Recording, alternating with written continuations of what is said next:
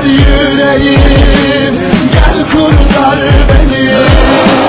Yine bir sabah gözlerimden aktı kanım dur dedi. Haber geldi uzaklarda bekleme gel vur dedi. Can gidiyor ellerinde telaşım budur beni. Sen silahla bir kurşunla ben nöbette bekledim. Düşmanın zayıf silahı durduramaz sevgili. Aklımın zifirli günü hasretin saf öyküsü. Korkuyorum hiç ses etme bulur alırlar seni. Şimdi sen tetikte ben önünde vur öldür beni. Servetim umutlarım bir an gelirse harcarım. Sevdiğim gelir sorarsa işte böyle anlatır. Söyleyin bir aşkı vardı bu şehrin dışında kaldı. Tek bir resim ellerinde gidişi bir sonbahardı. Tek bir damla yaş akmadı yağmurun aşkı vardı. Kurudu gitti dallarında sonbahardı yaprağı. Ben yıkılmadım gözümde kaldı siyah saçları. Şimdi sürgünüm cezamı çekip müebbet yatarım.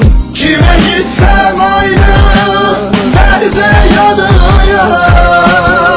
Yara açmış sağlığım her gün kanıyor. Derdi bilmez eller haber salıyor. Yanıyor yüreğim, gel kurtar beni. Sebebim oldu seneler, yakanım oldu sevmeyi bilmeyen kalleşler. Gündüzün şavkı kalmadı gecemde.